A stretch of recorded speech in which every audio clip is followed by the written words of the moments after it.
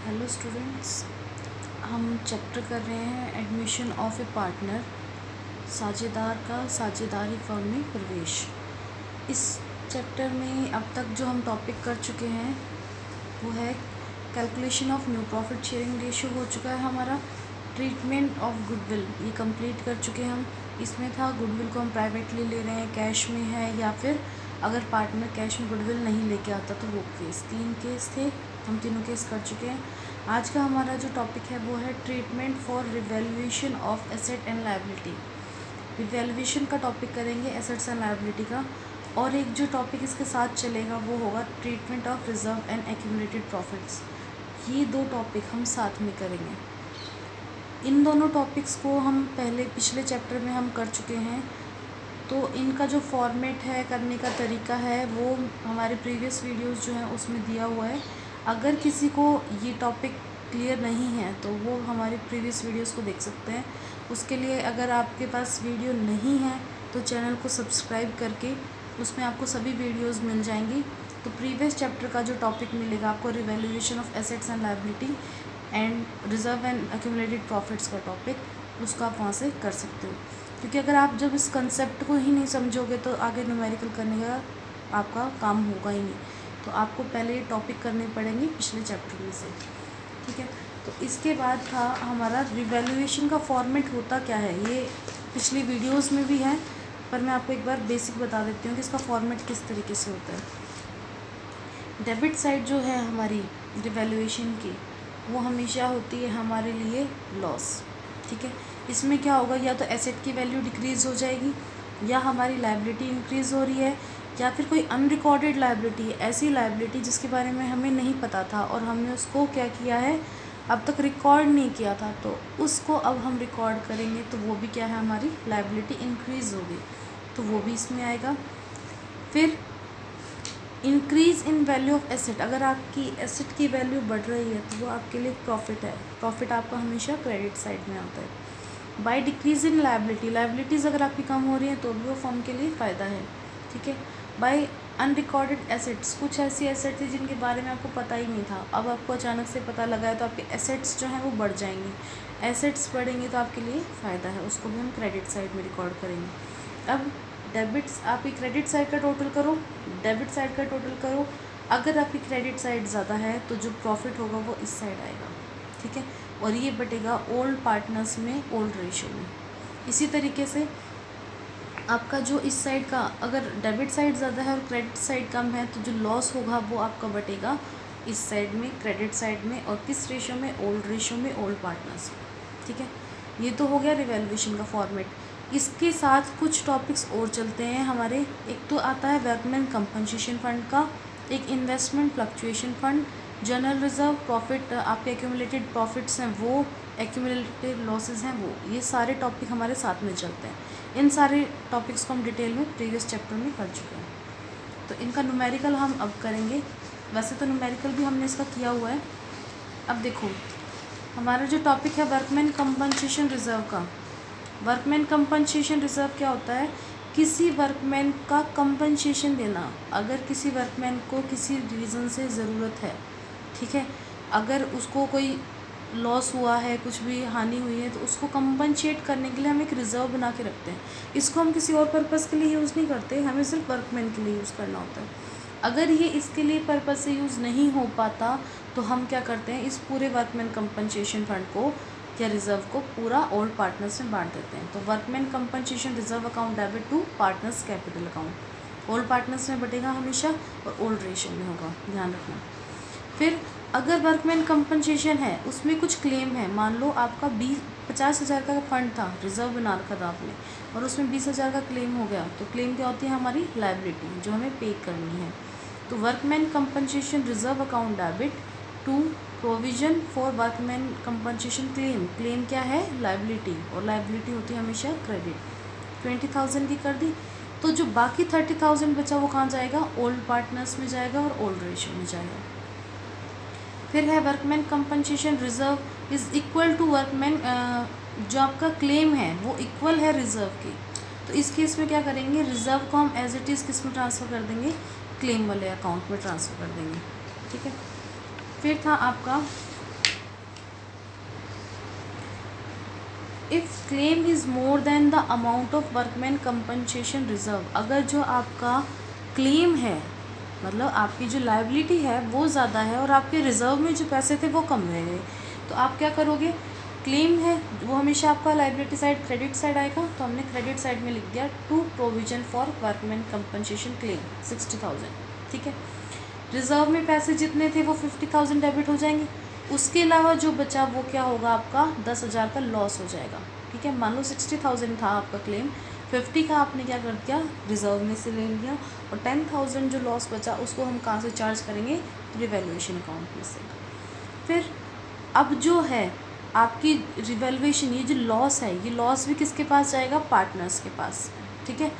Partners के पास जब भी लॉस जाता है तो उनकी कैपिटल कम हो जाती है। कैपिटल कम होने का मतलब है कैपिटल को डेबिट करना, क्योंकि कैपिटल हमारी लायबिलिटी है, तो लायबिलिटी बढ़ती है तब क्रेडिट होती है और घटती है तब डेबिट होती है। तो partners capital account debit to revaluation, जितने का भी आपका लॉस था उसको हमने किस में ट्रांसफ़र कर दिया, रिवैल्यूएशन को पार्टनर्स कैपिटल में, तो ओल्ड प्रॉफिट शेयरिंग रेशियो में होगा, ठीक है।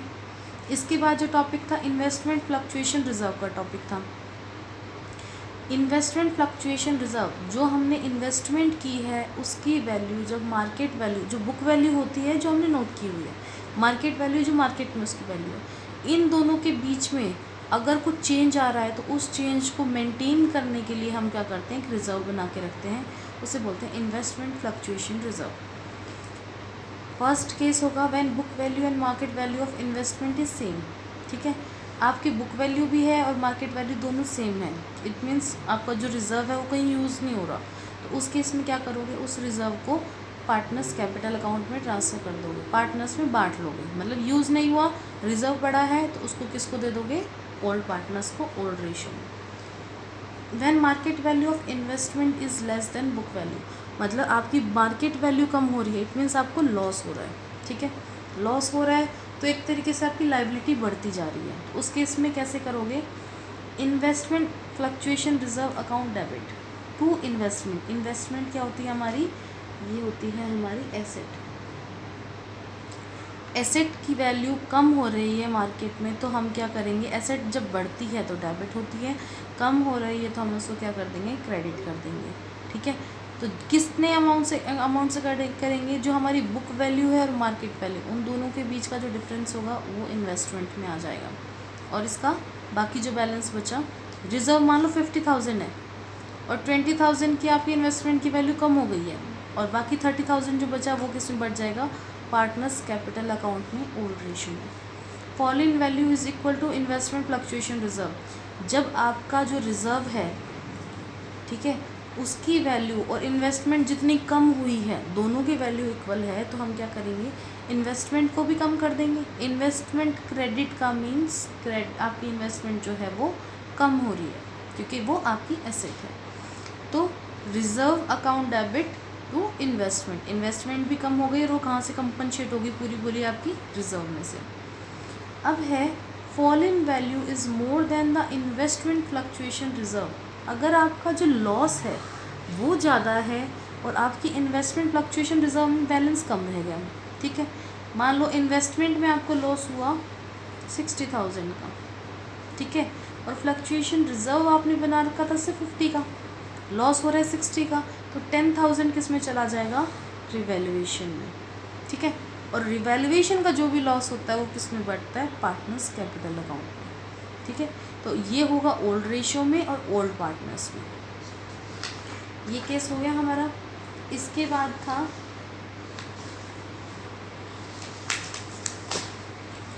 When market value of investment is more than the book value, कभी ऐसा भी हो सकता है कि हमारी जो मार्केट वैल्यू है इन्वेस्टमेंट की वो ज़्यादा हो गई, मतलब हमारी जो इन्वेस्टमेंट है वो बढ़ गई, उसकी मार्केट वैल्यू है वो इंक्रीज़ हो गई, तो पहले जो रिज़र्व है वो तो हमने यूज़ किया ही नहीं। रिज़र्व किस केस में यूज़ होता है, जब वैल्यू कम होती है, इसमें क्या हो रही है, वैल्यू बढ़ रही है, तो लॉस नहीं हो रहा, हमें फ़ायदा हो रहा, तो इस रिज़र्व को तो हम बांट देंगे पार्टनर्स में। सेकंड देखो, इन्वेस्टमेंट, ये है इन्वेस्टमेंट हमारी एसेट जिसकी मार्केट वैल्यू क्या हो गई, इंक्रीज़ हो गई, बढ़ गई, तो इंक्रीज़ वैल्यू जितने से हुई है और वैल्यू बढ़ रही है तो हमारे लिए फ़ायदा है तो कहाँ आएगा, रिवैल्यूएशन में, प्रॉफिट है तो रिवैल्यूएशन को क्रेडिट कर देंगे। अब ये जो क्रेडिट किया आपने, इसको भी जो फ़ायदा है किस में बटेगा आपका प्रॉफिट, पार्टनर कैपिटल अकाउंट में in old ratio in old partners. ठीक है, ये हो गया इन्वेस्टमेंट फ्लक्चुएशन फंड का टॉपिक। एक आपका हो चुका इसका वर्कमैन कंपनसेशन का, और ये है आपका accounting treatment of reserve and accumulated profits. अगर आपके जो प्रॉफिट या लॉस हैं उनको किस तरीके से बांटोगे। नए पार्टनर के आने से पहले कोई भी प्रॉफिट है, कोई भी लॉस है, उस सबको किस में बांट देते हैं, ओल्ड पार्टनर्स में, ओल्ड रेशियो में, ध्यान रखना। ठीक है, तो इसमें रिजर्व कोई एक्यूमुलेटेड प्रॉफिट, पुराने प्रॉफिट्स हैं, वो वर्कमैन कंपनसेशन रिजर्व, अपना जो लायबिलिटी है, क्लेम है, उसको हटाने के बाद अगर कुछ रिजर्व बढ़ जाता है तो वो investment fluctuation reserve. Investment fluctuation reserve में अगर कुछ वैल्यू आपके पास रिजर्व में बच गई है तो वो, इन चारों चीज़ों को हम बांट देंगे ओल्ड पार्टनर्स में, उनके कैपिटल अकाउंट में, अदरवाइज़ करंट अकाउंट में। ठीक है, करंट अकाउंट का कंसेप्ट आएगा जब हमारा कैपिटल क्या होगी, फिक्स्ड होगी। ठीक है, in old ratio in old partners. और ट्रांसफ़र ऑफ एक्यूमुलेटेड लॉस, ये तो प्रॉफिट था, अब लॉस है तो कैपिटल क्या हो जाएगी, कम हो जाएगी। कम होएगी तो क्या चीज़ें आएंगी, लॉस एक तो। सेकेंड आएगा टू डेफर्ड रिवेन्यू एक्सपेंडिचर। ये क्या है, एक ऐसा एक्सपेंडिचर है जो हमें रिवेन्यू अर्न करके दे रहा है बट लॉन्ग टाइम में, धीरे धीरे धीरे। जैसे हमने एडवर्टाइजमेंट की 1 लाख की, और वो 1 लाख की जो हमारा खर्चा हुआ है वो हमें रिटर्न तो देगा, उससे हमारी सेल्स तो बढ़ेंगी, पर वो क्या है, उस खर्चे को हम धीरे धीरे ख़त्म करते हैं। जैसे 10,000 हमने करके उसको यूज़ किया है तो वो होगा डेफर्ड रिवेन्यू एक्सपेंडिचर। ऐसा एक्सपेंडिचर जो हमें रिवेन्यू अर्न करके देता है लॉन्ग टर्म में, उसे हम डेफर्ड रिवेन्यू एक्सपेंडिचर बोलते हैं।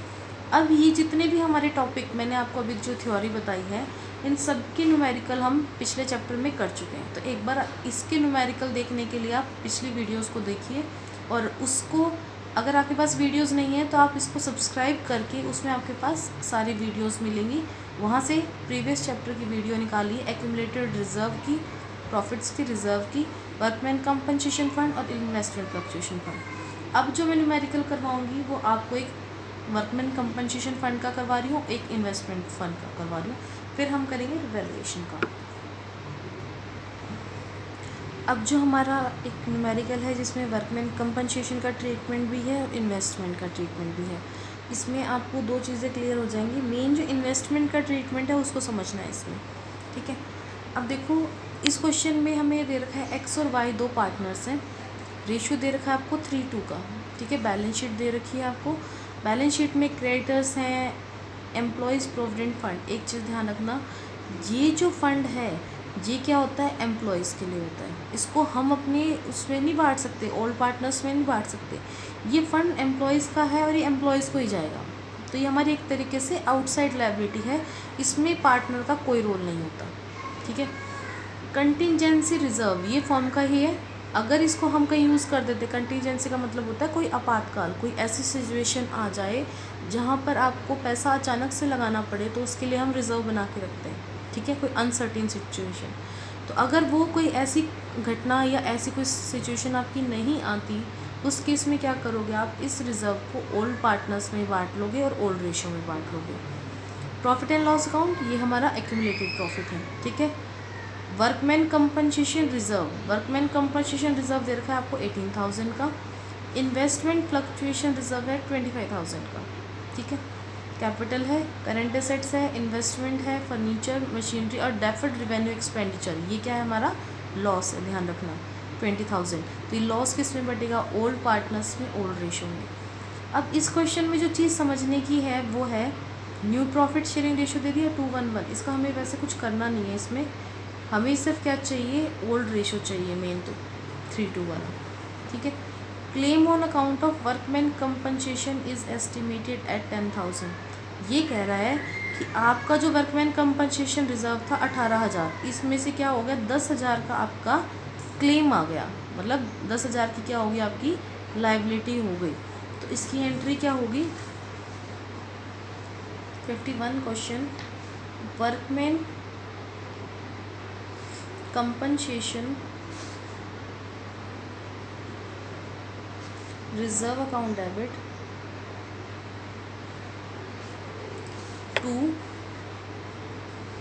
Provision for workman compensation claim. ठीक है, कितनी की है आपकी लायबिलिटी? 10,000 की। अब एक चीज़ देखना, इसमें जो बैलेंस है 18 है और 10 है, तो जो बाकी बचा 18 माइनस 10 8,000, ये हम ओल्ड पार्टनर से बांट देंगे। इसकी एंट्री मैं आपको बताती हूँ। एक चीज़ और देख लो, मार्केट वैल्यू ऑफ इन्वेस्टमेंट 46,000 है। ठीक है, मार्केट वैल्यू ऑफ इन्वेस्टमेंट 46,000 है, इन्वेस्टमेंट है 50,000 की। 50,000 की इन्वेस्टमेंट थी, उसकी वैल्यू होगी 46, तो 4,000 क्या हुई? वैल्यू डिक्रीज़ हो गई। ठीक है, वैल्यू डिक्रीज़ हो गई तो पहली बात इसकी एंट्री करके दिखा देती हूँ। पहले investment fluctuation reserve,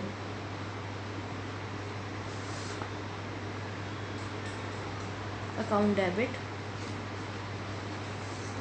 to investment. Investment है, इन्वेस्टमेंट कम हो रही है, एसेट कम हो रही है, तो वो क्या होती है? हमेशा क्रेडिट। और किस में से इसको चार्ज करेंगे हम? रिजर्व में से। तो इसकी एंट्री हुई investment fluctuation reserve account debit to investment 4,000 की। ठीक है, अब ये जो 4,000 है, इसको हमने क्या किया? आपका जो 25,000 था, हमने इन्वेस्टमेंट के लिए एक रिज़र्व भी क्रिएट कर रखा है। ठीक है, कितने का? 25,000 का। तो 25,000 में से हमने क्या किया? इस 4,000 को लेस कर दिया। ये हमारी जो लायबिलिटी थी, हमारी जो एसेट की वैल्यू कम हो रही थी, इसको हमने लेस कर दिया। बाकी जो बचा इसमें 21,000, ये हम कहाँ बांट देंगे? ओल्ड पार्टनर्स में, ओल्ड रेशो में। ठीक है, अब इसकी एंट्रीज करके दिखाती हूँ मैं आपको एक बार।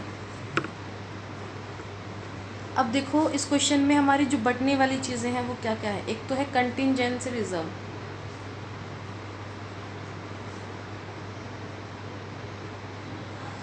एक है profit and loss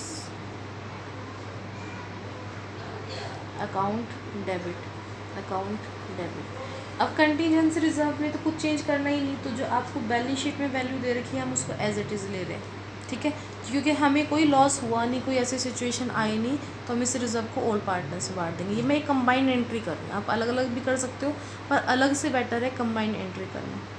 profit and loss जो आपको बुक में दे रखे हैं, जो आपकी बैलेंस शीट में वैल्यू है वो है आपकी 45,000 की। ठीक है, इसके अलावा जो प्रॉफिट है वो है वर्कमैन कंपनसेशन रिजर्व का, अकाउंट डेबिट। कितना है? 18,000 था, 18 में से 10 यूज़ हो चुका, बाकी कितना बचा? 8,000। 8,000 को हम इसमें ले लेंगे। ठीक है, investment fluctuation reserve, account debit. अब इसमें देखो 25,000 था, पहले तो आपको ये एंट्री समझनी है, इसको हम चेक करेंगे इन्वेस्टमेंट से। 50,000 की इन्वेस्टमेंट थी, वैल्यू होगी 46, 4,000 का लॉस हो गया, तो मतलब 4,000 का जो आप है का ये फंड था, इसमें से हमने पैसे निकाल लिए। ये रिजर्व था 25 का, जिसमें से हम 4 ऑलरेडी निकाल चुके हैं, तो बैलेंस जो 21,000 है वो किस में बच जाएगा? आपका बाकी के पार्टनर्स में बच जाएगा। ठीक है, अब ये जितनी भी चीज़ें हैं ये किस में जाएंगी? आपकी दो जो पार्टनर्स हैं, X capital account to Y's capital account. ठीक है, इन सब का टोटल करके हम किस रेशो में बांट देंगे? ओल्ड रेशो में। ओल्ड रेशो है हमारा 3 को, तो ये हमारे पास आएगा 62,400, 41,600। एक तो एंट्री हो गई आपकी ये। दूसरा डेफर्ड रिवेन्यू एक्सपेंडिचर था या फिर एडवर्टाइजमेंट एक्सपेंडिचर था, वो एक खर्चा है, वो लॉस है जो लॉन्ग टर्म के लिए। इसको भी हम किस में बांटेंगे? दोनों पार्टनर्स में बांटेंगे। तो लॉस है तो इनकी कैपिटल क्या हो जाएगी? Debit. Y's capital account debit to advertisement expenses. Expenses कितने हैं? 20,000 के हैं। ठीक है, किस रेशियो में बांट देंगे? 3:2 में। ठीक है, 3-2 में हमने इसको बांटा, तो ये हमारे पास आएगा 12,000 और 8,000। ठीक है, ये क्वेश्चन कंप्लीट है। सबसे पहले जो चीज़ ध्यान में रखनी है वो ये रखनी है कि वर्कमैन कंपनसेशन का कुछ क्लेम है तो उसको हटा दो। हटाने के बाद अगर कुछ बच रहा है तो आपका प्रॉफिट है, उसको बांट दो। अगर क्लेम ज़्यादा है तो लॉस होगा और लॉस जाएगा रिवैल्यूएशन में। सेम चीज़ इन्वेस्टमेंट में, अगर आपकी इन्वेस्टमेंट की वैल्यू कम हुई है, ठीक है, और उसको हम कहाँ से चार्ज कर लेंगे, रिजर्व में से, और फिर भी कुछ बच जाता है तो उसको ओल्ड पार्टनर्स में बांट देंगे। कुछ लॉस था उसको भी ओल्ड पार्टनर्स में बांट देंगे इन ओल्ड रेशो। ये हमारे इसका जो क्वेश्चन था ये कंप्लीट हो गया है। नेक्स्ट क्वेश्चन जो है हमारा, इसमें कैपिटल अकाउंट, करंट अकाउंट, आपका वर्कमैन कंपनसेशन तो इसमें नहीं दिया, पर बाकी जितनी चीज़ें, ये हमारा रिवैल्यूएशन का क्वेश्चन है। इसको एक बार पूरा क्वेश्चन समझा देती हूँ, फिर इसको करके दिखाएंगे। एक्स एंड वाई पार्टनर्स है, 3:1 का रेशो दे रखा है, ठीक है। उसके बाद क्रेडिटर्स दे दिए, रिजर्व दे दिया, कैपिटल अकाउंट, करंट अकाउंट है, कैश है, डेटर्स है, पेटेंट है, इन्वेस्टमेंट है, फिक्स एसेट, गुडविल, सब कुछ दे रखा है, ठीक है। अब क्या कह रहा है, दे एडमिट जेड ऑन 1 अप्रैल 2012। इन्होंने क्या किया, जेड को एडमिट किया है फॉर्म में, ठीक है। पहली चीज़ जो है, a provision of 5% is to be created on debtors. Debtors पे 5% क्या करना है, प्रोविजन क्रिएट करना है। डेटर्स हैं 20,000 के, 20,000 का 5% होता है 1,000। तो प्रोविजन क्या है, लाइबिलिटी है, 800 से 1,000 हो गई, 200 लाइबिलिटी बढ़ गई, तो हमारे लिए क्या है, लॉस है पहली चीज़ तो, ठीक है। सेकेंड है, accrued income of 1,500 does not appear in the books. Accrued income क्या होती है, हमारी एसेट है, एसेट जो है हमने रिकॉर्ड नहीं की, अब उस एसेट को रिकॉर्ड करेंगे तो कहाँ आएगा, रिवैल्यूएशन की क्रेडिट साइड में। 5,000 आर आउटस्टैंडिंग फॉर सैलरी, 5,000 की आपकी क्या है, लाइबिलिटी थी। इस 5,000 को हम क्या करेंगे, लाइबिलिटी है तो लाइबिलिटी को दिखाएंगे रिवैल्यूएशन की डेबिट साइड में। फिर बोल रहा है present value of investment is 6,000। ये चीज़ समझने की है, 6,000 की इन्वेस्टमेंट है, ठीक है, 8,000 की इन्वेस्टमेंट थी और इसकी वैल्यू क्या हो गई, 6,000। 2,000 का तो लॉस हो गया, ठीक है। लॉस कहाँ जाता है, रिवैल्यूएशन में। फिर बाकी जो है, X take over the investment at this value. X ने क्या किया, ये 6,000 की जो इन्वेस्टमेंट थी इसने ले ली, ये अगर इसको इन्वेस्टमेंट को लेगा तो ये कहाँ जाएगा, एक्स के करंट अकाउंट में। अगर करंट अकाउंट का कंसेप्ट यहाँ ना होता तो ये जो जाता, ये जाता एक्स के कैपिटल अकाउंट में, क्योंकि इसने ये चीज़ खरीद ली, अपने पास ले ली, ठीक है। New profit sharing ratio their का 4:3:2 का। Z brings in 20,000 as his capital, इसकी कैपिटल है आपकी 20,000 की। Z is to pay in cash an equal amount of his share in firm's goodwill. इसमें हमें गुडविल निकालनी है, ठीक है। एवरेज निकाला, उसका 3 ईयर्स का निकालेंगे, उसके बेस पे इसका जो शेयर है हम वो कैलकुलेट कर लेंगे, ठीक है। और एक जो लास्ट चीज़ इस क्वेश्चन में दी है वो है, half the amount of goodwill is withdrawn by old partners. Half goodwill क्या की, ओल्ड पार्टनर्स ने विड्रॉ कर ली। तो एक बार इस क्वेश्चन को हम पूरा करके दिखाते हैं आपको। और इसमें एक चीज़ जो ध्यान रखनी है, एक चीज़ और है, क्वेश्चन में ऑलरेडी गुडविल दी हुई है, ठीक है। न्यू पार्टनर के आने से पहले एसेट साइड में गुडविल है, तो इस गुडविल को हम क्या करेंगे, ओल्ड पार्टनर्स में, ओल्ड रेशो में बांट देंगे, ठीक है। इसकी हमें जर्नल एंट्री भी करनी है, रिवैल्यूएशन भी बनेगा, कैपिटल अकाउंट भी बनेगा, सब कुछ बनेगा। तो पहले रिवैल्यूएशन बनाते हैं। देखिए क्वेश्चन में सबसे पहले हमें एक चीज़ जो दी हुई है वो है provision of 5% created on debtor. Debtor से 5% प्रोविज़न क्रिएट करना है, डेटर है 20,000 के, 5% 1,000 रुपीज़ हो गया, और ऑलरेडी हम कर चुके हैं 800 का दे रखा है, तो 200 का क्या होगा, एक लाइबिलिटी और बढ़ गई, तो 200 के डेटर्स प्रोविज़न क्रिएट हो जाएगा। To provision for doubtful debts 200 से, क्योंकि लॉस है हमारे लिए, ठीक है। इसके बाद बोल रहा है एक एक्रूड इनकम है जो हमने रिकॉर्ड ही नहीं की अपनी बुक्स में, और वो क्या होती है, एक्रूड इनकम होती है हमारी एसेट। तो उससे क्या होगा, हमारी एसेट हमें फ़ायदा होगा, तो हम इसको लिख रहे हैं क्रेडिट साइड में बाय एक्रूड इनकम, ठीक है। अनरिकॉर्डेड एसेट थी तो अब हमने इसको रिकॉर्ड कर दिया। एक अनरिकॉर्डेड लाइबिलिटी थी, लॉस था 5,000 का आउटस्टैंडिंग सैलरी, तो उसको भी हम कहाँ लिख देंगे, इस साइड सैलरी 5,000, ठीक है। इसके अलावा एक चीज़ जो और बताई थी वो थी कि एक्स ने क्या किया, सॉरी इन्वेस्टमेंट जो थी आपकी वो थी आपकी 8,000 की, जिसकी वैल्यू अब क्या हो गई, 6,000 हो गई। तो 2,000 से इन्वेस्टमेंट की वैल्यू कम हो गई, तो 2,000 से इन्वेस्टमेंट की वैल्यू कम हो गई, तो 2,000 का लॉस जो है हम डेबिट साइड में दिखा देंगे। इन्वेस्टमेंट 2000, ठीक है। इस साइड 1500 है, डेबिट साइड ज़्यादा, तो डेबिट साइड का एक बार टोटल करते हैं, ये आएगा 7200। क्रेडिट साइड में सिर्फ एक चीज़ है, तो बाकी जो चीज़ जाएंगी वो लॉस जाएगा किसमें, ओल्ड पार्टनर्स के करंट अकाउंट में, क्योंकि इस क्वेश्चन में करंट अकाउंट दे रखा है। अगर नहीं दे रखा होता तो हम किस में लिखते, कैपिटल में लिखते। रेशो है ओल्ड रेशो आपका 3:2, तो इसको 3/5 कर लेंगे, इसका 2/5 कर लेंगे। तो इधर का टोटल करके ये लेस करने के बाद हमारे पास बचता है 5700, तो यहाँ पे आएगा 3 4, ठीक है। अब देखो कैपिटल हमें दे रखी है, पहले बाय बैलेंस बीडी, जो हम पिछली बैलेंस जो लेके आए हैं ओल्ड पार्टनर्स का, ओल्ड पार्टनर्स की कैपिटल हो गया एज इट इज़ लिख लो, उसका कुछ नहीं करना। और जो न्यू पार्टनर है वो कैपिटल लेके आया है, ठीक है। कैपिटल लेके आया कितने की, तो कैश में लाया कैपिटल, तो बाय कैश, ठीक है। कैपिटल अकाउंट में हमें कुछ नहीं करना क्योंकि इसमें करंट अकाउंट है, तो करंट अकाउंट में ही हम करेंगे जो करेंगे।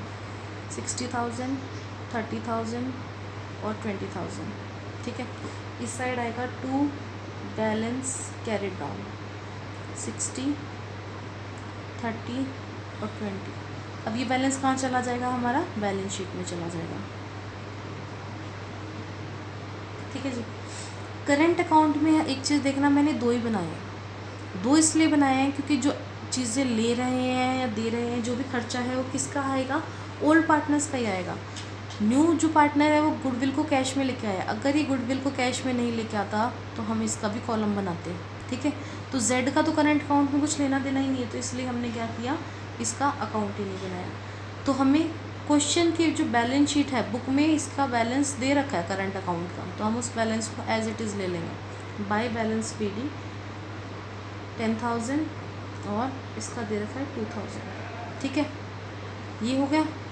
इसके बाद पहले एक बार इसकी एंट्रीज कर लेते हैं रिवैल्यूएशन की, ठीक है।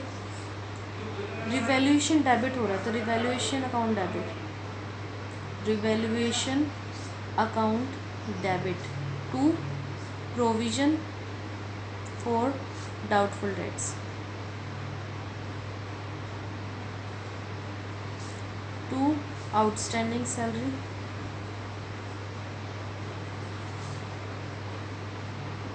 And to investment.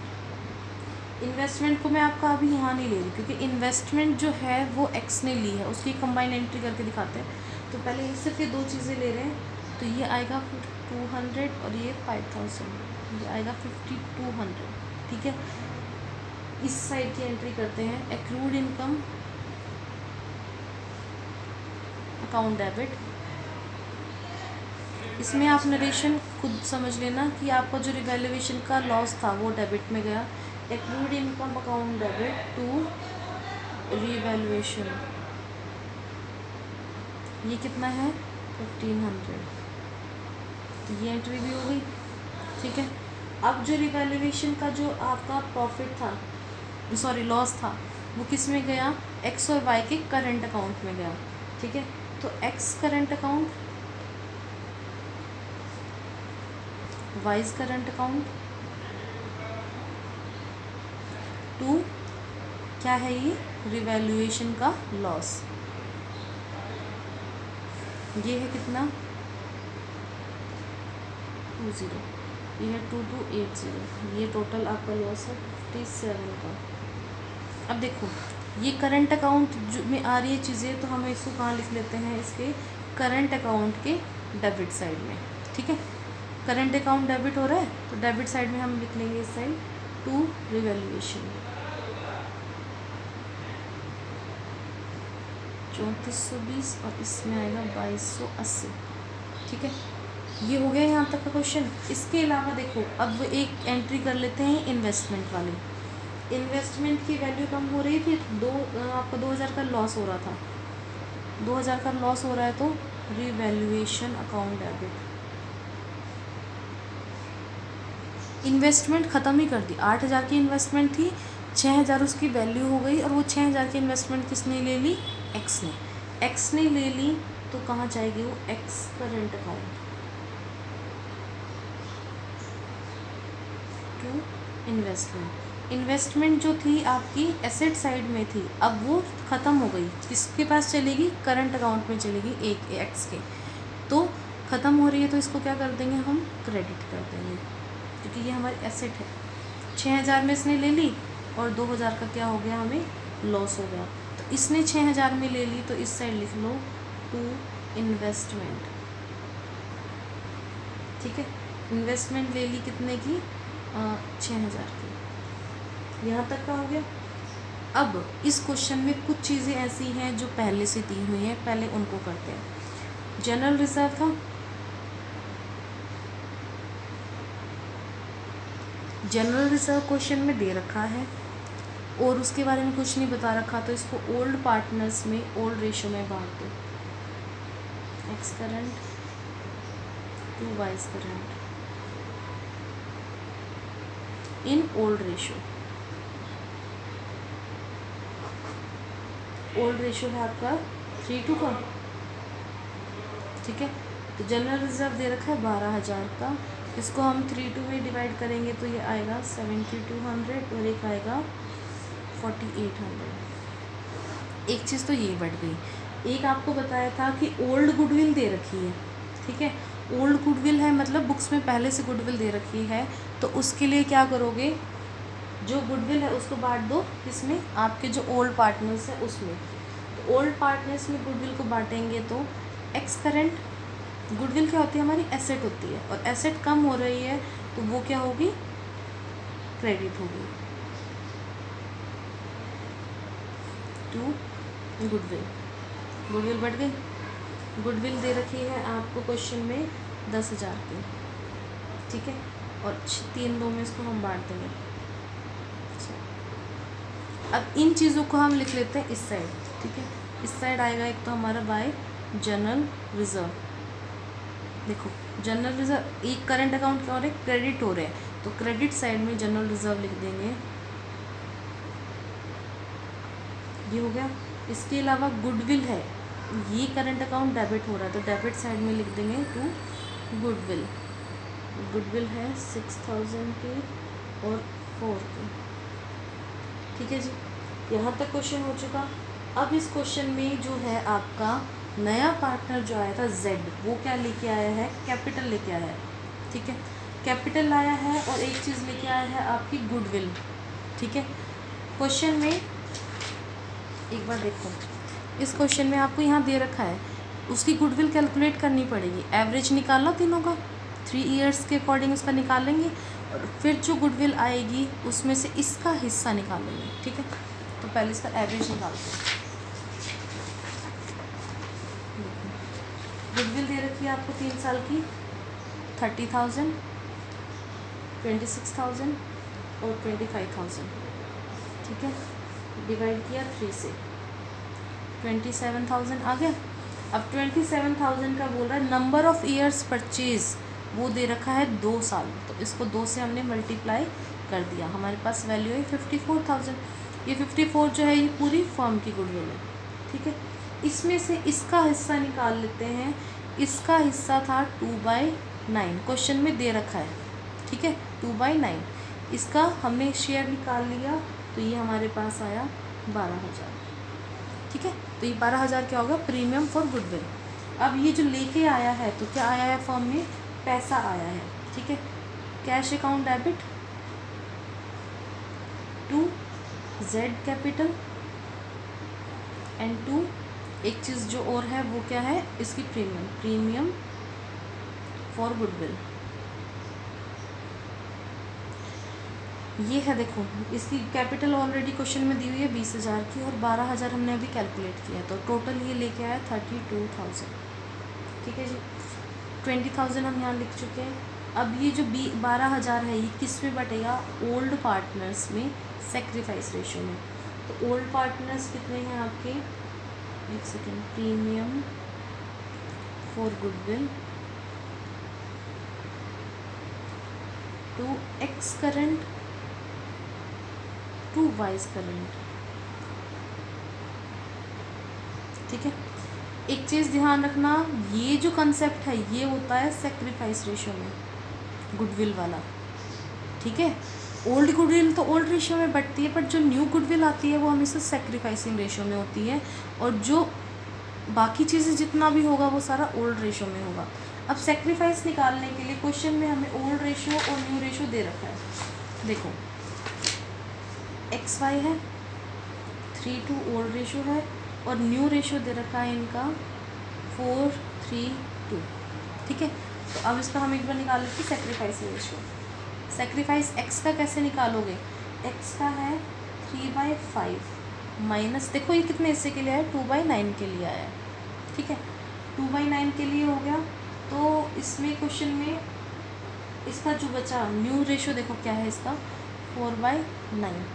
Old minus new आपका सेक्रीफाइस आ जाएगा, तो ये आएगा 7/45। इसी तरीके से y का निकाल लो, 2/5 old ratio minus new ratio 3/9, तो ये आपके पास आएगा 3/45। तो ये रेशियो आया आपका 7 और 3 का। ठीक है, 7-3 का रेशियो आया।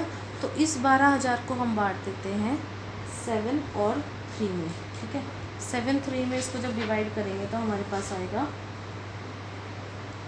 इतना। और देखो पहले ही करंट अकाउंट क्या हो रहे हैं, क्रेडिट हो रहे हैं, तो क्रेडिट साइड में हम क्या लिख देंगे, बाय प्रीमियम फॉर गुडविल।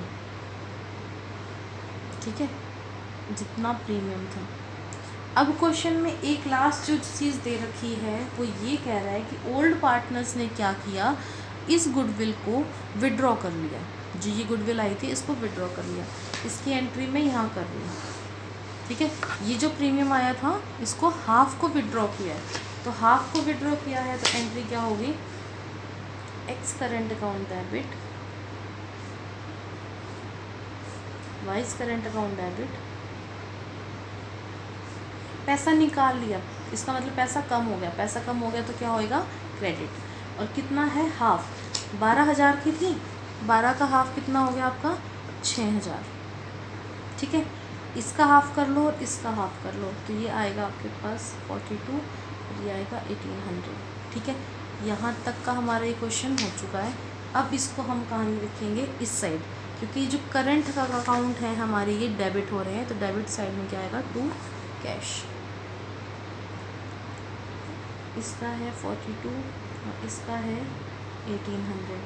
ठीक है, अब जी टोटल कर लेते हैं। इसमें और कुछ नहीं बता रखा क्वेश्चन में, इस साइड का टोटल कर लो और इस साइड का, जोन सी साइड लेस है उस साइड लिख लेंगे। तो इधर का टोटल आएगा 25,600, इधर का आएगा 10,400। 10,400 में से हम ये सारी चीज़ें लेस कर देंगे तो हमारे पास बचेगा टू बैलेंस कैरिड डाउन। इसको हम कहाँ लेके जाएंगे, न्यू बैलेंस शीट में। ये आया 2320। ठीक है, और इस साइड का था 25,600, और ये सारी चीज़ें लेस कर दोगे तो आपके पास जो बैलेंस बचेगा वो आएगा 5980। ठीक है, अब जो काम करना है वो बनानी हमने बैलेंस शीट।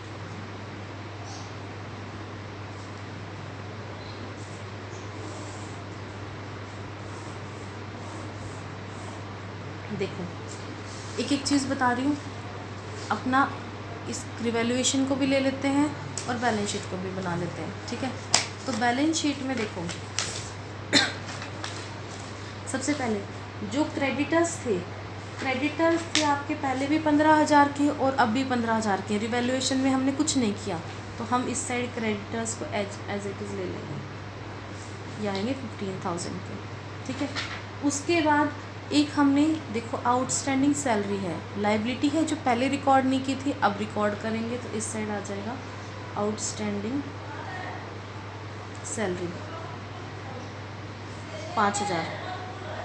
इस साइड क्या आएगा, आपकी एक्रूड इनकम। ठीक है, तो इसको मैं इस साइड लिख रही हूँ, इनकम, ये आएगा 1,500। यहाँ तक का क्वेश्चन हो गया।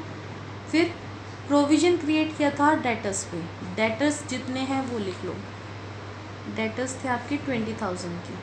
ठीक है, अब उस पर प्रोविज़न जो क्रिएट हुआ 1,000 का हुआ था, पहले 800 पहले ही था और आपने 200 का और क्रिएट कर दिया, तो टोटल जो आपका यहाँ आ जाएगा वो आ जाएगा 1000 का, तो ये आया 19,000। ठीक है, पेटेंट थे, पेटेंट में कोई चेंज नहीं है तो पेटेंट को हम एज इट इज़ लिख लेते हैं। पेटेंट आएंगे हमारे 14,800। Fixed assets as it is आएंगी, ठीक है। ये आएगा 72,000 और एक्रूड इनकम हो चुकी है। इस साइड एक चीज़ बची है कैश, ठीक है। कैश हमारा जो है वो चेंज होगा, उसको मैं अभी बताती हूँ। पहले इस साइड लिख लेते हैं कैपिटल का बैलेंस। कैपिटल का बैलेंस देखो एक्स वाई और जेड, 60 30 20, 60,000 30,000 एंड 20,000। तो ये हमारे पास जो है इनकी कैपिटल आ जाएगी तीनों की, ठीक है, हो गया। अब है करेंट अकाउंट। करेंट अकाउंट का बैलेंस लिख लो एक्स का और वाई का, कितना है ये और ये आएगा 59802320, ठीक है। इस साइड का टोटल कर लेते हैं। इस साइड जो आएगा आपका 1,38,300 और इस साइड जो आएगा, इधर का टोटल करने के लिए इधर जो बचेगा वो सारा क्या है आपका कैश है। कैश आया 31,000। अब जो ये कैश आया इसको कैलकुलेट करने के लिए एक चीज़ और देखो कैश जो आपको ऑलरेडी बैलेंस शीट में दे रखा है वो दे रखा है 5,000 का, ये गिवन है, ठीक है। फिर अपनी एंट्रीज देख लो, कहीं भी आपको कैश मिलेगा उसको ले लो। कैश है, ये कैपिटल लेके आया और प्रीमियम लेके आया तो कैश डेबिट हो रहा है, मतलब इसमें 32,000 और जुड़ गए, बढ़ गया कैश बैलेंस, कितना हो गया 37,000। फिर यहाँ कुछ नहीं है। फिर लास्ट में हमने क्या किया था, कैश जो गुडविल थी विड्रॉ कर ली थी तो 6,000 का कैश चला गया, ठीक है, तो -6,000 तो 31 बचा। ये जो 31 है ये 31, ये दोनों आपके 31 आ गए तो आपकी बैलेंस शीट मैच कर जाएगी। ये था रिवैल्यूएशन का क्वेश्चन। इसमें हमारे कई कंसेप्ट आ चुके हैं तो इन कंसेप्ट्स को समझ लो। अगर कोई डाउट है तो पिछली वीडियोस देख लो, ठीक है। तो उसके क्योंकि ये एक बेसिक क्वेश्चन है रिवैल्यूएशन का जो एडमिशन के टाइम आता है, इसमें पार्टनर गुडविल को है कैश में लेके आ रहा है। कल क्वेश्चन करेंगे उसमें होगा गुडविल को जब अगर वो कैश में नहीं लेके आता है तो, ठीक है। Okay, thank you.